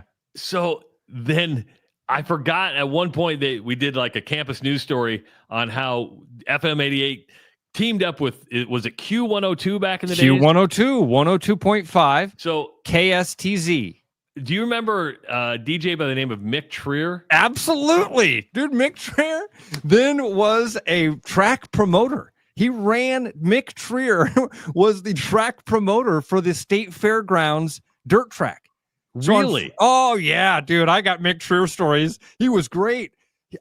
One of the greatest lines ever. So he was the track promoter. So when guys broke the rules, and he was the guy that had to say, hey, you can't race here anymore, right? And one of my favorite lines in dirt track racing, this guy throws a fit one night in a driver's meeting.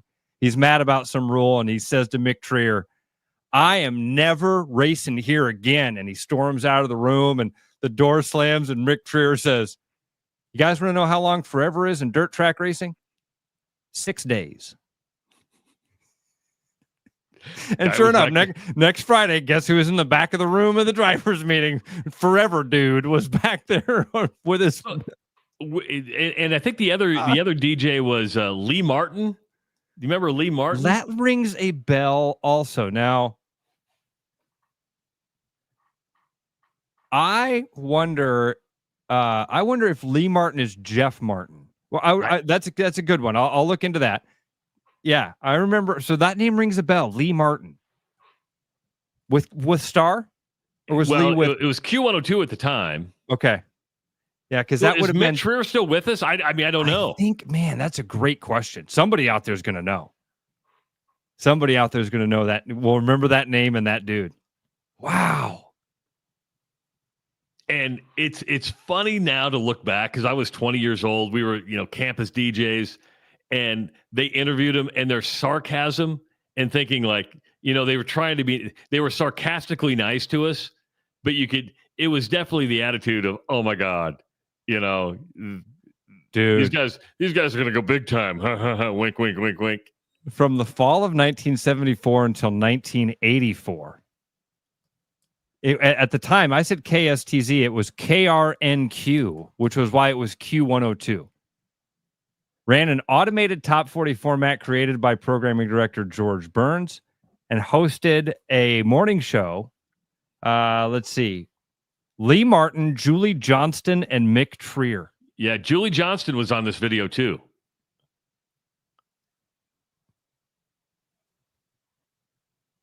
Oh, dude. Julie got married and left the market in 1991. Was replaced with Kelly Fox. Lee Martin left in 93. Wow, that's cool. It's like a Des Moines Broadcasting.com. That's really cool. Lee Martin did a promotion one time where he got buried alive.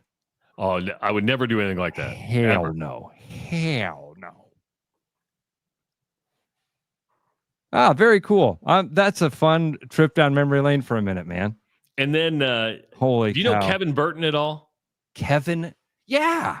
So Kevin was at Grandview the same time I was, and there is a picture of him interviewing me and my broadcast partner, Brett Roberts. So we were on the Grandview, and I sent him the picture last night on LinkedIn. I go, dude, nice mullet. He goes, but the weird thing is my wife has kept going, do you remember any of this? I go, I have no recollection. She goes, how do you not remember interviewing these people? I'm like, do you know how many interviews I've done in my life? Yeah. I go, I'm not going to remember interviewing the dean of students. And then, at Grandview, just sorry, not going to remember it. It's weird. I had hair, though.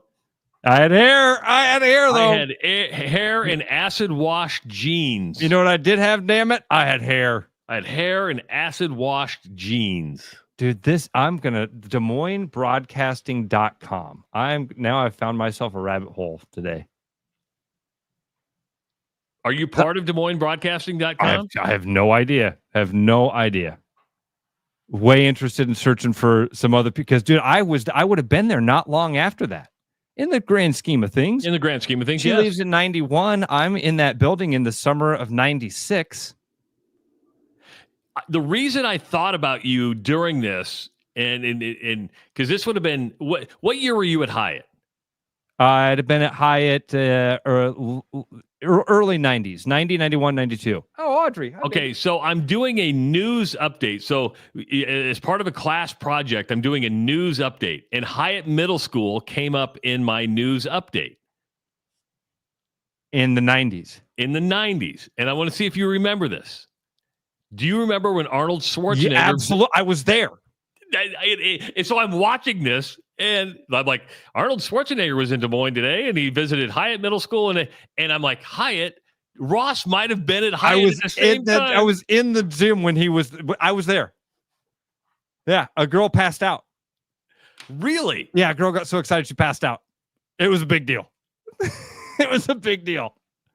So my news update was on Hyatt Middle School with Arnold Schwarzenegger at your school, and I'm like, I wonder if Ross was there, and you were. We had a gym teacher at Hyatt at the time. He ended up at Roosevelt. A lot of people will remember this guy as well. His name was Mr. McCain, and he had been an Olympic powerlifter. He was a monster of a man. He'd been an Olympic powerlifter, and he somehow knew Arnold through that world? Weightlifting world. And we had a vice principal at Hyatt named Raul Deanda, who was real involved with like the presidential fitness thing. I think he was a marathoner or something. So those connections, we got Arnold Schwarzenegger to come and talk about being fit. As you can see, it had an impact. It made a huge impact on you. I might have to get some of these clips and just show them to you. Oh my gosh, dude. Would that not be amazing if if I'm in the background? I didn't have video. It was just a reader. Oh, okay. All right. I see. That'd be amazing. I was there. And I didn't know you. I was reading about it and I didn't know you at the time. That's funny. The Indiana Fever rallied from 21 points down yesterday to come back to beat Connecticut in the WNBA. And I read this for a couple of reasons. We'll get to the main reason at the end. They're down 21, beat the Sun 99-93 in overtime. Kelsey Mitchell had 38, including 34 in the second half. She absolutely went off. But Caitlin Clark did not make the trip to Connecticut. And now the narrative has kind of changed, right? Caitlin Clark did the Sue Bird podcast I think last week, talked about her injury. And now Stephanie White has said the narrative around Caitlin Clark, Ross, is they hope that Caitlin Clark is back by the end of the regular season. So we were getting like no updates. Kind of is it, it was game by game, day by day. And now we finally have maybe a little more clarity that they hope she's back by the regular season. To me, I hear that and I'm like, there might be a possibility you shut her down for the rest of the year. I don't. Again, she came back for that short period of time, and then re-injured the other leg. Yes, and I want to continue to believe that what they're telling us was true. That it was they thought it's just a lingering injury. It continues to linger. They think it's getting healthy. It's not getting healthy. I also have said from the very beginning, if it's something big and she's actually hurt, they won't tell us.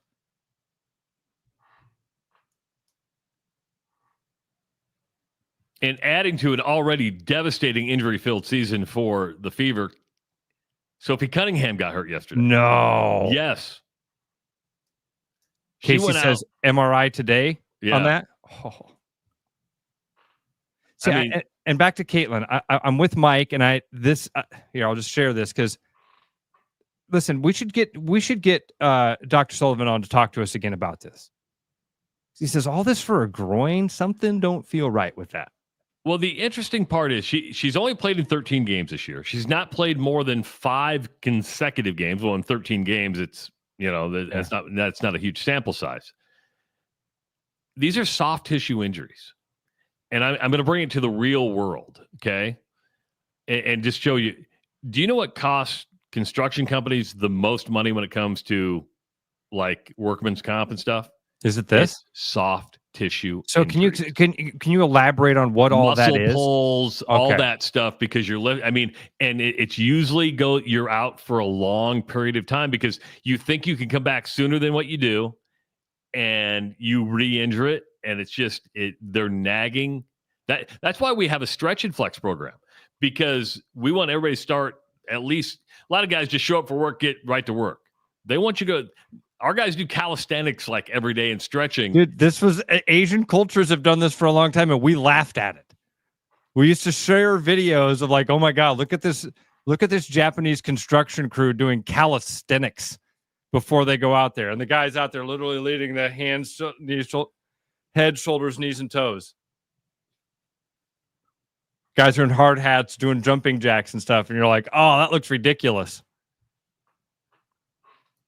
Back to that comment about it's got to be something more than a groin. I think Caitlin said on the Sue Bird podcast that it's been tough for her because she's never had to go through this before, right? And one day she feels really good, so you think, oh, I'm closer, but the next day you don't feel bad, or you feel worse. You're like, oh, it's still there. I think what they're trying to do is, if you are going to come back, you have to be 100%. We don't want to risk injuring it even further. And that creates even more of a problem. I've never had a pulled muscle or a strained groin something, but I'm not an athlete, right? I mean, I'm sure I have, but it's like, oh, give me 3 Advil, we'll call it good.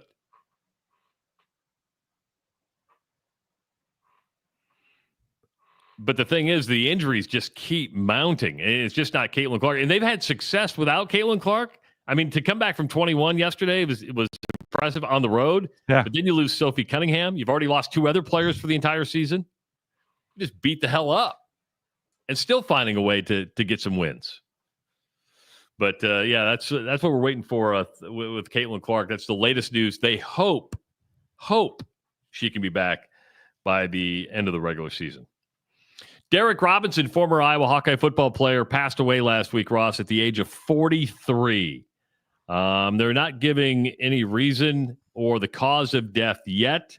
If you were wondering who Derek Robinson is, he played from 01 to 04. He was an undrafted free agent, played 4 seasons in the National Football League. I believe he was an honorary captain a couple years ago. I forget who it was. Went on X afterwards, said best honorary captain speech they ever heard. So when he came back to speak to the team before a game, man, those would be something. I mean, this is 20 years ago. I'm trying to even refresh my memory if I remember Derek Robinson. I know that sounds bad, but there's so many players that come and go. Yeah, right. When I saw the news, it took defensive lineman. Is that what? Yeah. I think you're the one that actually told me he was a defensive lineman, right? Yeah. So yeah, it's hard to. I'm with you. I hope that's not insensitive, but I was in that same boat. And it's almost when they don't release the cause of death, man. Your brain goes in weird places. That's the best way to say it, Travis. Our brains aren't built for the unknown. We fill it with weird stuff, bad stuff. So, yeah, sad story. Yeah, because when you're 43, that's just not normal. That's young, man. That's young. But, man. And Scottie Scheffler won the BMW championship yesterday, Ross. This dude's a machine. He becomes the first golfer since Tiger in 06 and 07 to win 5 or more tournaments on the tour back to back. You sit there and go, man, 5 tournaments, is that a lot? And then you go, oh, it's a lot. It's a lot. It's an incredible run. Like that, man, golf. To win consistently at that level against that competition on different courses, it is that's why this is special. This guy is special. He'll be the one that in 15 years or so, he will. I think this is the guy. We thought for a while, and what I mean by the guy that carries the torch from Tiger. Thought it was going to be Jordan Spieth. That didn't work out. Thought it was going to be Rory McIlroy. That didn't work out. You could throw a bunch of guys in there that we thought, oh, this is the guy that's going to carry the game of golf now. I even think personality-wise, for a while, it was like, well, maybe Bryson. And to be fair, as I'm thinking about this out loud, maybe Bryson is helping Scottie Scheffler carry some water here. Meaning, Tiger was both the dynamic performer and the dynamic personality. Bryson DeChambeau is that polarizing dynamic personality while Scottie Scheffler continues to elevate the play of the game. He kind of gives us a good guy versus it gives us that protagonist antagonist thing. Not that there are but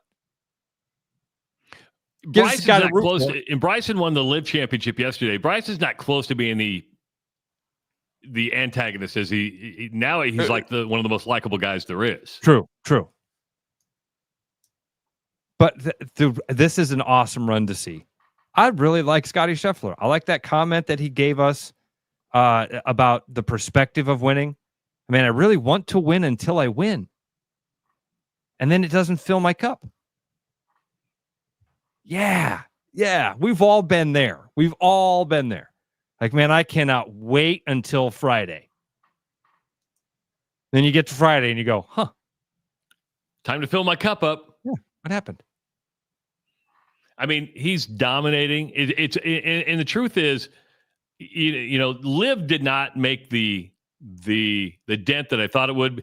I saw a lot of people. Everybody needs to thank Phil Mickelson because the truth is, you may not like Liv, but he improved the PGA Tour by getting more money. He exposed a lot of things, but PGA should be thanking Scottie Scheffler right now because of his dominance the last couple of years has brought. You're like, okay, the PGA Tour is it. This is the stuff. If you didn't have somebody dominating at one point and you just had somebody different every week, I don't know if that would have been good for the tour. Scottie Scheffler has been great for the tour. Remember when it started, we said there's a chance that the XFL, as much as we all laughed at it and hated it, helped the NFL, made the NFL a better product for us as viewers. And it's fair to say that Liv has kind of done that same thing. 515-517-2303. When we come back, we got a special guest joining us. Hawkeye Elvis is going to be joining us live to talk about his retirement. Live from California. That means it's like 5:30 out there. Dude's nuts. We appreciate it. Oh, yeah. Yeah, we don't know what it's like to get up at 5 a.m. to get ready for stuff. This guy's crazy. It is the Rush radio show powered by Willis Automotive. I'm loving these wooden nickels, Brian. Yeah, I suppose everyone is catching on. Just spend $20 to get a wooden nickel. It's $25. Collect 10 and add up the savings on your next purchase. Some of these are worth $5. That could be huge. I know, right? That's why you have to spend $20. It's $25. Collect 10. It's like money back to you. Spend 20, you get another wooden nickel. It's $25. Collect 10 and add up the savings. It's huge. Central City Liquors, home of the 10% cash coupon. And the wooden nickel program. It's huge. Hi, I'm Josh Romick, Service Manager at Willis Lexus, and I want to take a moment to share our smoking hot deals we got going on for the month of August. Right now we got a 20% discount on brake pads and rotors, and also a 50% discount on alignments with the purchase of 4 new tires. That's a $90 value. And don't forget to ask about our Lexus Tire Price Match Guarantee. Give us a call to schedule or visit us online at willislexus.com. Thank you for watching and stay cool.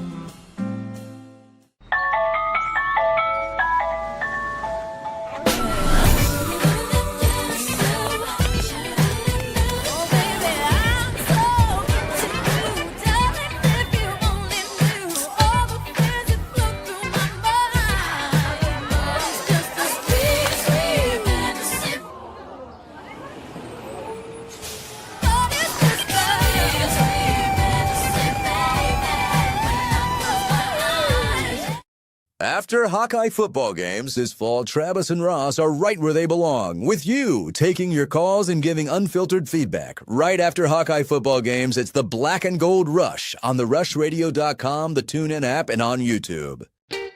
Missing a quality, home-cooked meal? You know, the kind Mom used to make? Lucky for you, we found her recipe book. Welcome to the High Life. Welcome to the Champagne of Bars. Every business has priorities, and priority 1 Swan Heating and Cooling is no different. As a service provider, we prioritize quality air conditioners and furnaces that will keep your home at your comfort level year-round. As a small business, we prioritize doing things the right way and treating people fairly. As a truly local business, we prioritize our community. As a veteran-owned business, we prioritize duty and commitment. For big business service with local value, trust your home to the place where you are always priority one. Hey, it's Marion over at Land Rover of Des Moines. With all those summer miles and any last-minute road trips you have before school starts, come on down and get an alignment for $179.95 and $25 off an oil change. Give us a call or schedule online at LandRoverDesMoines.com. Rush, strong opinions, weak filters, and just enough sense to stay on the air. It's the Rush Radio Show, powered by Willis Automotive. Welcome back to the Rush Radio Show, powered by Willis Automotive. Good to have you along on a Monday, kicking off your week. Of course, college football season starts on Saturday. Iowa State's going to be in Dublin to take on Kansas State in the top 25 showdown.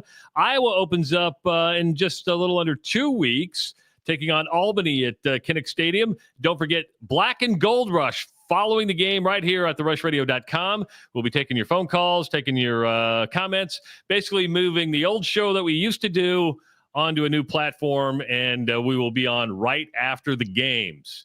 Something you won't see at Kinnick Stadium this year is Hawkeye Elvis. He announced over the weekend that he's retiring. So I reached out to Hawkeye Elvis yesterday, who's better known as Gregory Suckow. Am I saying your last name right, Suckow? Succo. Succo, okay. I've heard it pronounced every way you can imagine over the years. Yeah. Give us some of those pronunciations. How many times, what have you heard it say? Because I blew it, so. Suckow is the most usual pronunciation, but I've heard every variation you can imagine over the years. So you went in, you had a nice article. David Eicholt wrote it, or you teamed up with him and put it out there in 24/7 Sports. I think a lot of people were shocked. I was kind of surprised. Was it a hard decision to make to say, I'm done doing it? It was. And, you know, I'd had people over the years say, well, how long are you going to keep doing this? How long are you going to do this? I'm like, I don't know. And I figured I'd sort of know when the time was right. And it was a lot of things. I moved to California 2 years ago. I have great job opportunity, fantastic opportunity. I live in LA now. You know, getting back to games last year was a little tougher than it was from driving down from Minneapolis where I'd lived before. And so that factored into it. But the biggest thing, guys, I've had terrible knees my entire life. I've got to have another knee surgery. This will be number 13. I've already had a full replacement of the left knee. 5 years ago, I had a partial replacement of the right, and now that partial is done and time to come out. So the Monday after the Iowa State game, I get to go in, have a surgeon take out my partial knee replacement. Then they'll put in a whole brand new knee, and I'm laid up for about the next 12 months until I'm full go again. So that was a big thing. You know, and honestly, guys, the biggest thing, if you know my story and you know my background, my mom was a big part of what I did, went to the games with me. She passed away in the spring of 2024, and it hasn't quite been the same going to the games without her. So all of those things kind of combined to say this, you know what, this is the right time to sort of hang them up. Gregory, that's really cool, man. We have a lot of questions for you, but we have some questions that are coming in from our listeners as well. So I want to before these fly by us, how did you always get the great seats that you had for all these games? Yeah, I just bought the tickets, you know, for basketball games in 2010. There wasn't exactly a lot of demand for Iowa basketball games. And, you know, my football tickets, I bought those in like 2003, I think. And with the stadium renovations and the consistent moves, you know, they reseat the stadium. And I happen to have enough priority points and always keep renewing my seats. That's how I ended up in the north end zone. And a great group up there, just fantastic people. And man, once you get your spot, you kind of lock into that spot. And that's where I've been. It's amazing how those season tickets, you do create like a little community of folks around you, don't you? I mean, absolutely, and 100%. Sure, I really do think it probably helped Gregory to have this character that drew people in. I remember the north end zone when I sat in section 101. There was the guy with the trumpet. Yep. right? And he would play the Yep. right. And I always thought those are the types of things that make your community. So I guarantee you, Gregor, there were people that were like, oh yeah, I sit near Hawkeye Elvis. That's how you're the marker. You're the landmark. Yeah. Here's one for you, Gregory. Did you know that Ross is the original burrito lift? Say that again? Ross is the original burrito lift. Oh, no kidding. Yeah. We were the first ones to do. I mean, we have like documented proof. I love that. Awesome. Yeah, it's still cool. Still cool to yeah. I mean, I was just the smallest guy in a group of all my dudes were fat asses, and so they could throw me around, and that I didn't have much option. Oh, I thought you were the guy doing the lifting. No, I was the burrito. I was along for the. Are you an Iowa grad?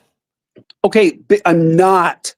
But I'm from Ogden, which ironically is 20 miles from Ames. But I grew up, guys, when Lute Olson was the basketball coach, Hayden Fry was the football coach, and you liked Iowa or Iowa State when you were a kid growing up because we didn't have any pro teams, and it was literally that. And there were 3 channels, and if you were lucky, you could watch either the Hawkeyes or the Cyclones on a Saturday, and that's how I ended up in the black and gold.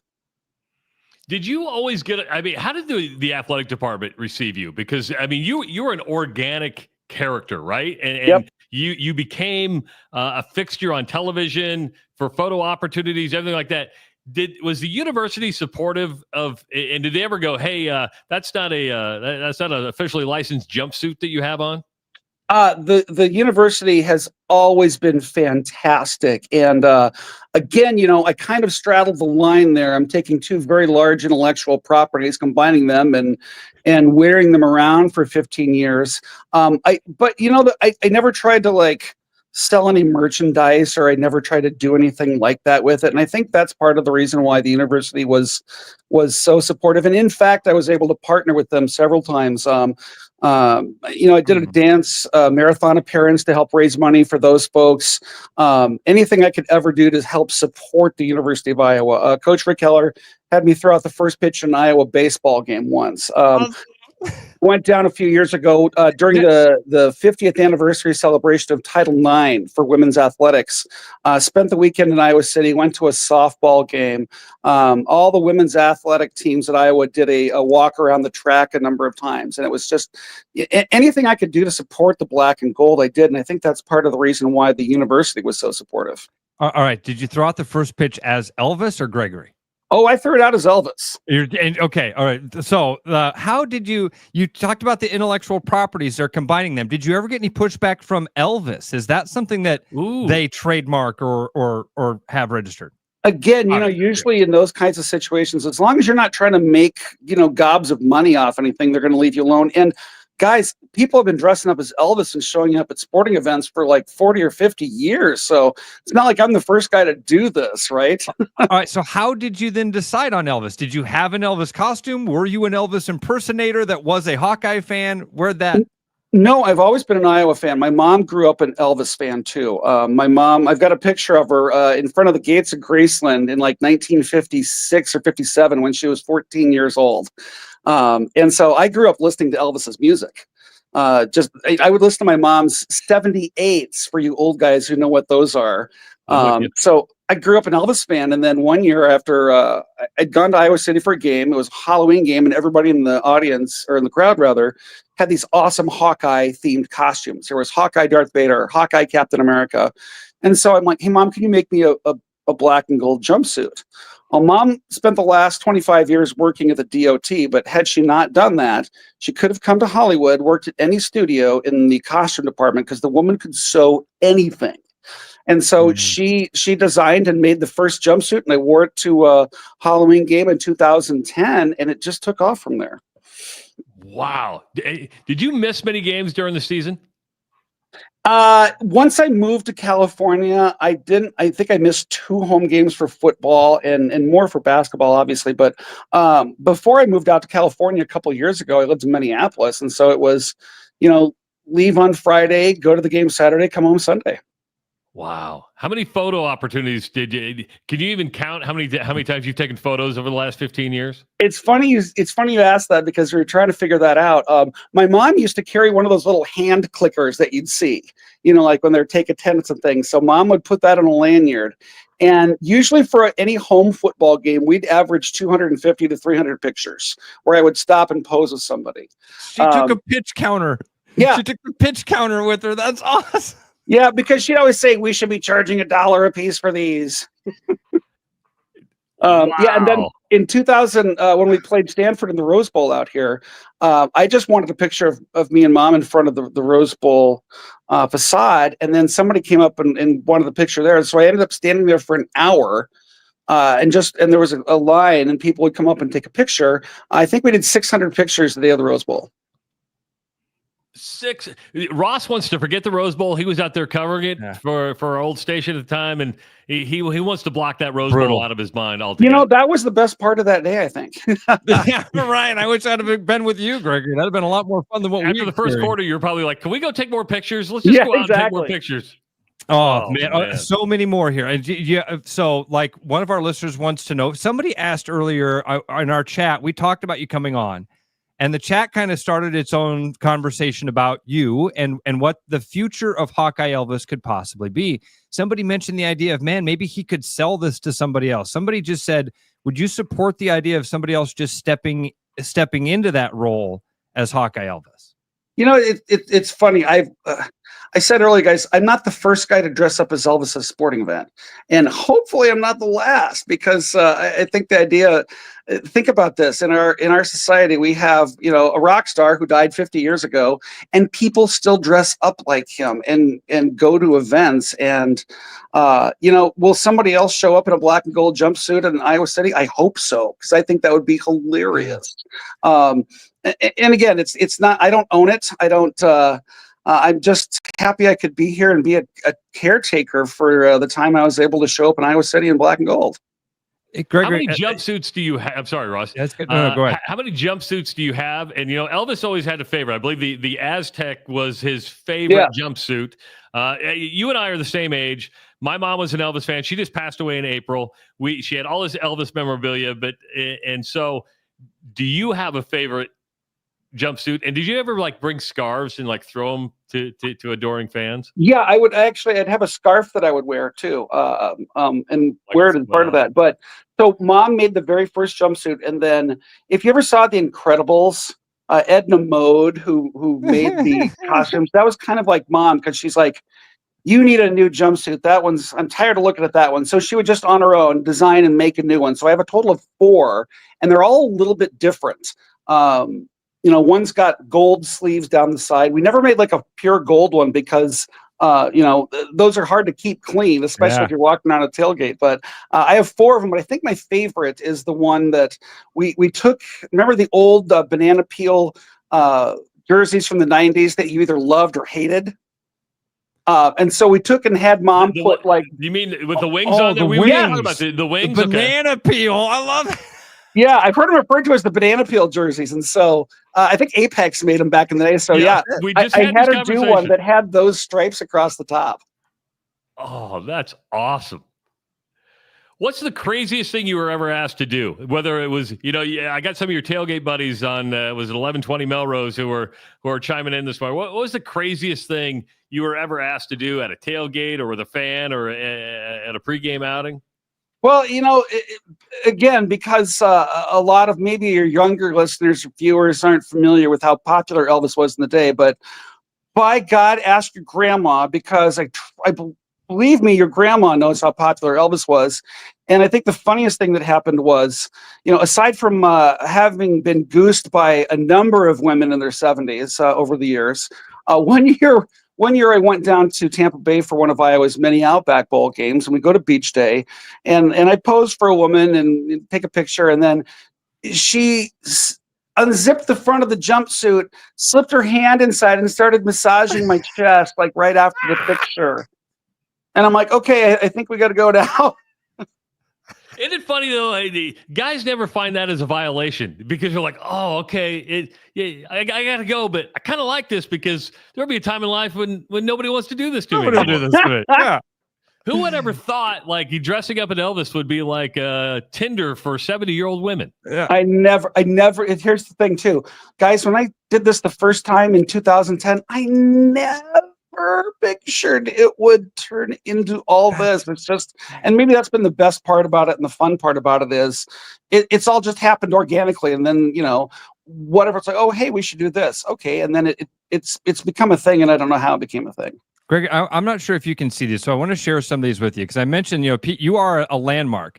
Linda said, I'm one section over from Hawkeye Elvis. Like that's how she tells people where she is. We've seen a lot of this stuff fly in. Bill wrote in and said, I love having him at our tailgate. He's done more for kids, charities, and people than we know.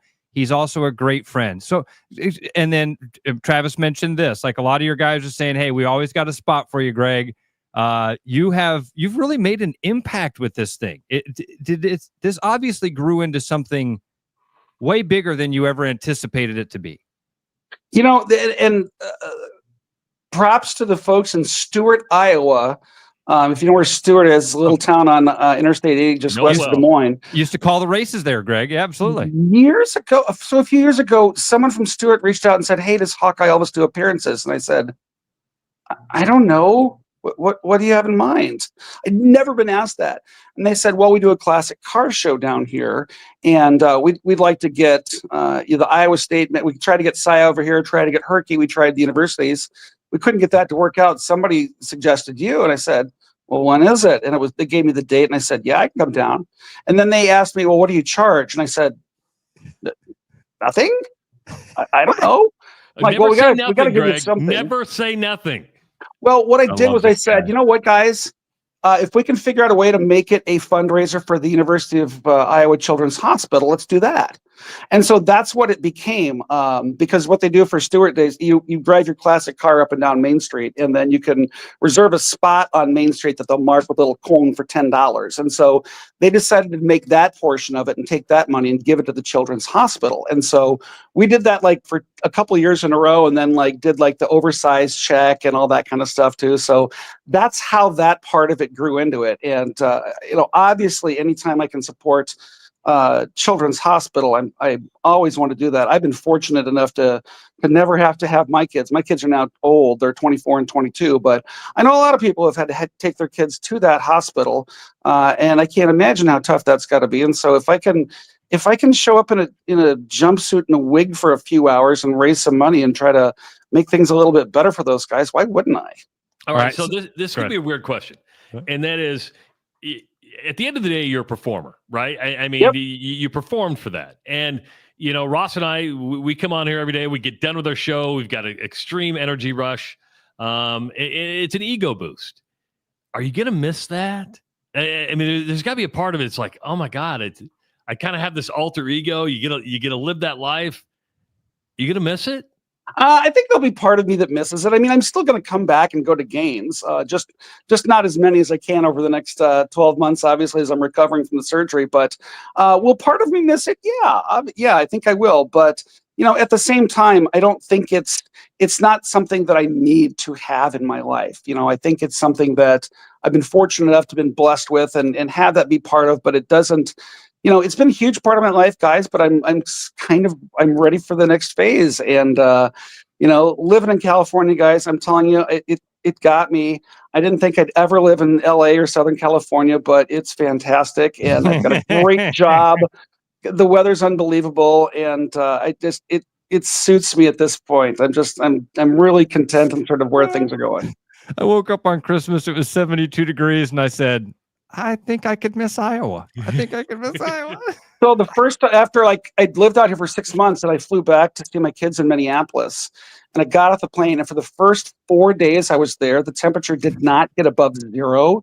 And I thought, I'm going to stay in California. All right, let's ask about the kids, because 22, 24, first of all, how did they embrace this? Were they ever kind of embarrassed by it? How do they feel about the retirement of it? They're supportive and they're happy. It's funny too, because they've both gone to games with me over the years, and been like my bodyguard or my sidekick. And then my son went to the University of Minnesota for a couple of years, and actually, so he and a couple of good Minnesota friends we were at Kinnick during the Cooper DeJean fiasco, and so that was a lot of fun and a lot of interesting chatter on the ride home after that. But no, they've always been supportive of it, and they it's always been just a natural thing. It's never been a weird thing or anything like that. They've been great, and they've had the fun of joining me at games too. Cool. Okay. You thanked a lot of people in the article, and Fran McCaffrey and the McCaffrey family was one of them. How did you get to develop relationships? Obviously, you did with Fran McCaffrey, with Kirk Ferentz, and other coaches at the university. So this isn't a widely known thing, but it's not a secret. Margaret McCaffrey is actually my cousin, and I didn't know that. Yeah, Margaret's my cousin, and so I've obviously known Fran and everybody for years, and it was funny tracking Fran's career going from Notre Dame to Greensboro to Albany. And I remember the day he got the Iowa job because my stepmom called me. I was driving. She goes, "I need you to pull over," and I'm like, "Oh my God, somebody died." And no, I need you to pull over. So I pull over, and she goes, "Fran got the Iowa job." I'm like, "Ah!" So no, that was especially very, very special sort of having, because this is a program I've loved since I was a kid, and now I have the opportunity to just be a part of the program almost in how I was there and what I was doing. So, but of course, Fran and Margaret, great coach. Rick Heller, the baseball team, fantastic. It's a little bit harder with football because it's so, you're always so depersonalized from the players and stuff, unlike other sports with the helmets and everything else. But everybody at Iowa has just been fantastic. Lisa Bluter and Jan Jensen in particular. Again, I can't think of a bad experience I've ever had with any coach or anybody at Iowa. Excellent stuff. Well, we appreciate you getting up early this morning. We're sad to see you go, but you've got great energy. I'm really glad we did this, though, Gregory, honestly, because I'd never had a chance to meet you. You've walked past tailgates, and we've done pictures and stuff like that before. I'm really glad we got the chance to talk and do this, because it's neat to see the impact that you have had. I mean, we've had a dozen people write in and say, "Man, he did this. He was at this charity. He was at my tailgate." It really mattered to people. It really did. And that is super cool that you just took this fun, goofy thing and made it into the thing that you made it into. Best of luck with your recovery on your 13th knee surgery. 13th knee surgery coming up. But yeah, the nice thing is that's not until after. I'm coming back for the home opener. I don't think I've missed a home opener in, I can't tell you how many years. So while I won't be in uniform on the 30th, darn right I'll be at 1122 Melrose and come back and see us beat the crap out of Albany and get our 2025 season off to a rolling start. So looking forward to seeing everybody back in Iowa City, back in Melrose. It's like the first day of school and you haven't seen everybody during summer break. And that's what I always love about coming to Iowa City for that first game. All right. Before I let you go, how many frequent flyer miles do you have now? And how many miles did you put on a car going back and forth from Minneapolis? Did you ever count those? I would average about 25,000 miles annually on the car. Wow. And I am a platinum status on Delta. I was saying 25,000 miles a year. That's realtor numbers. I got that beat, man. Platinum status means he's flying first class into Cedar Rapids. Yeah. Means he can go to Ireland if he wants. Yeah. All right. All right. Can we do one? Can we do a lip snarl off? Because I got a pretty good lip snarl. All right, let's see what you got. That's not bad. How about this one? There it is. And the reason he pulls off Hawkeye Elvis is because he kind of looks like Elvis. Right? I mean, that's. Well, I was going to ask him that. Are you ready for the? Hey, you remind me of, and you'll go Hawkeye Elvis, and they'll go, no, Ed Wilson. You look like Ed Wilson. Ed is the nicest guy. If you've ever met, amazing, if you've ever met and hung out with Ed Wilson, I encourage anybody to do so because Ed is legitimately the best guy ever. Gregory, I was lucky enough to work in the building with him for about a decade. Every day, Ed Wilson is Ed Wilson. Every day, every minute.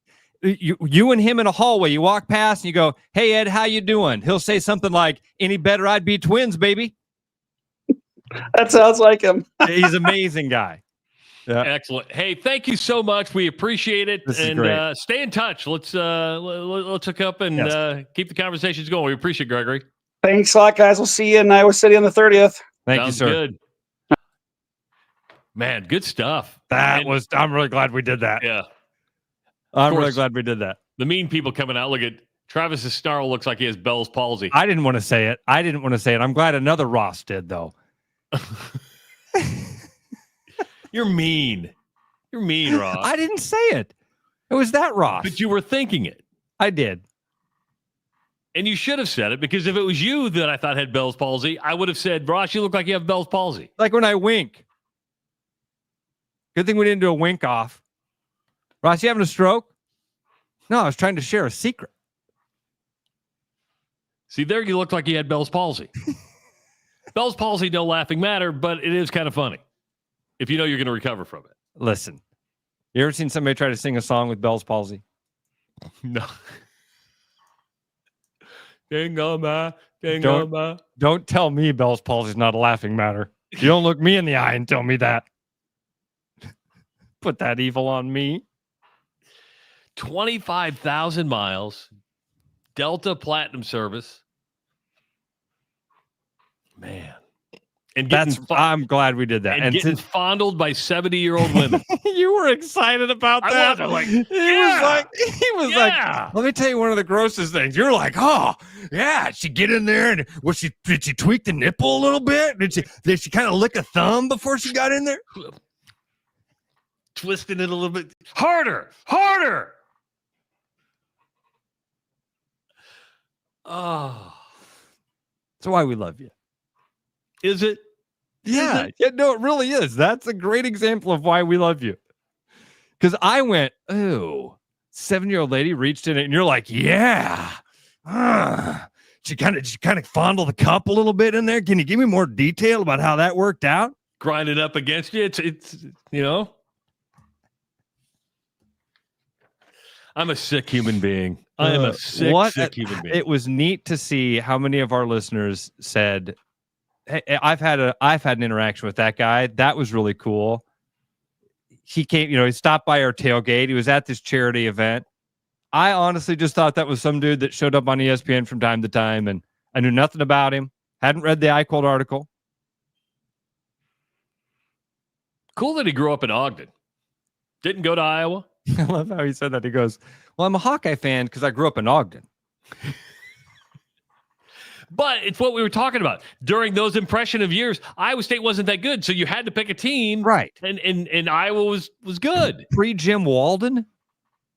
That's what he's talking about. Was that Jim Kreiner? Is that the name that was? Jim Kreiner. You had Donnie Duncan. You just had some tough times. But you had Lute Olson in Iowa. You had Hayden Fry. Yeah. It was easy to jump on the bandwagon at that time. Fun football team, fun football coach, winning basketball team, dynamic players. And yeah, I can totally get it. All right, that wraps up today's show. Thank you so much for Hawkeye Elvis for joining us, and we'll be back tomorrow at 6 a.m. And John Walters, voice of the Cyclone, is going to join us tomorrow at 7:30 on the Rush Radio Show, powered by Willis Automotive. It's Body Armor, real hydration with electrolytes, no artificial dyes, and coconut water. Choose better. Body Armor. With over 260 beers on tap, El Bait Shop isn't just another craft beer bar. It's the best. Beer lovers know. El Bait Shop, 200 Southwest 2nd, Des Moines. There's a new spin on casual dining near Drake University. Lucky Horse Beer and Burgers. Craveable faves, flatbreads, delicious burgers, frozen cocktails, and a crazy cool vibe. Get to Lucky Horse Beer and Burgers today. Are you thinking about buying a home this year? Start by getting pre-approved with Gary Presnall at Northwest Bank in Des Moines to see how much you can qualify for and what loan programs meet your needs. Gary can get you pre-approved in 30 minutes or less with a pre-approval letter to you. Gary offers first-time home buyers programs, VA loans, along with FHA, IFA, and conventional loans. Call Gary at 515-975-6767 or find his profile at nw.bank. Member FDIC, Equal Housing Lender. After Hawkeye football games this fall, Travis and Ross are right where they belong, with you taking your calls and giving unfiltered feedback. Right after Hawkeye football games, it's the Black and Gold Rush on the rushradio.com, the TuneIn app, and on YouTube. Hey, it's Marion with Willis Volvo Cars. With all those miles you put on your car over the summer and any last-minute road trips you have before school starts, your car might be ready for maintenance. Come on down to get an alignment for $179.95 and $25 off an oil change. Give us a call or schedule online at willisvolvocars.com. Bread is made from scratch, freshly baked with locally sourced ingredients and love. At Big Sky Bakery, we take great pride in our delicious products. We know you'll enjoy them almost as much as we enjoy baking. Looking for the perfect golf escape? Experience links-style golf right here in Ames at Coldwater Golf Links. With rolling fairways, large greens, and unique routing, it's golf the way it's meant to be played. Whether you're a seasoned pro or just starting out, you'll love our course's welcoming atmosphere and friendly staff. Grab your clubs, book a tee time, and make every round unforgettable. Coldwater Golf Links, where great golf leads to great memories. Visit coldwatergolf.com to book your round today. Back to the Rush. Strong opinions, weak filters, and just enough sense to stay on the air. It's the Rush Radio Show, powered by Willis Automotive.